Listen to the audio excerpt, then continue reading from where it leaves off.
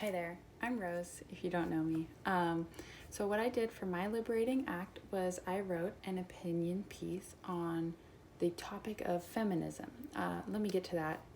Let me specify a little bit more. My main point in the paper was an investigation into why more people don't want to identify as feminists, how the media negatively portrays stereotypical feminism, and how that deters people from wanting to label themselves as feminists, and finally, what the term feminism can contain, and what being a feminist can look like.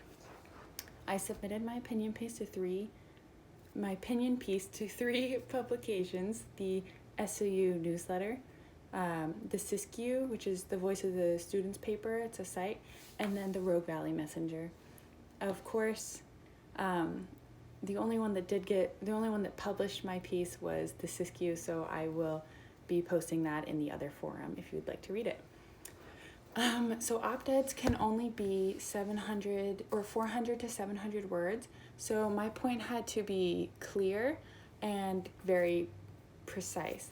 I feel that this topic has been written on a lot, and it can be written on. It's a very broad topic, and so because of my limitation, I had to make my op-ed informational, persuasive, and I did end it with a call to action for the readers.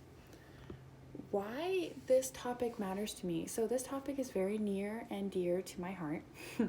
I have always believed in equality among all genders, but like many others, and it was kind of my targeted audiences, I did not want to be labeled as a feminist because I saw it as this negative thing.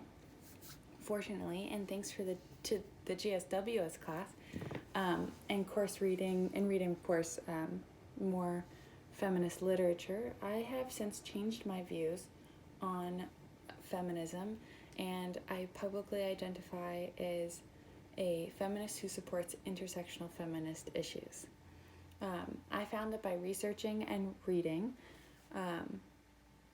more has liberated me from the mainstream negative definition of what feminism is, and this is what I hope will happen for my readers. I hope that this topic matters to other people, and why I wrote it is to liberate them from the singular definition of feminism and spark the motivation in people to learn more about what feminism really is and what it can be.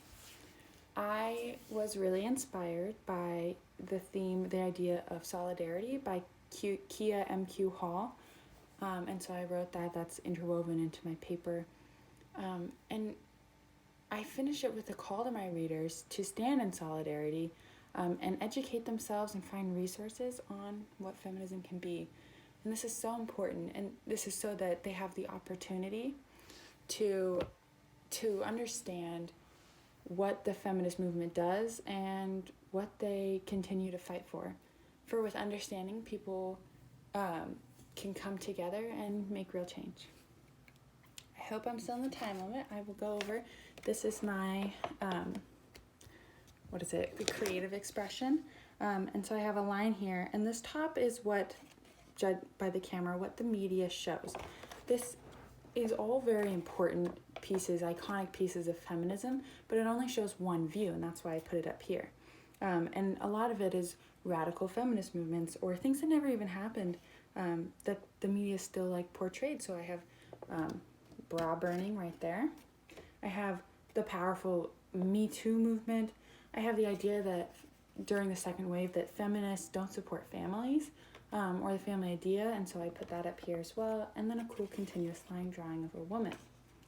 Now, what I put down here is what feminism can be or is. It's broader. It's people staying together, people who believe in equality for all genders. It's intersectionality. It's intersectional. It's mothers. It's 50-50. And so that's what I put down here is everything that it can be. So that is my creative expression, and thank you guys for listening.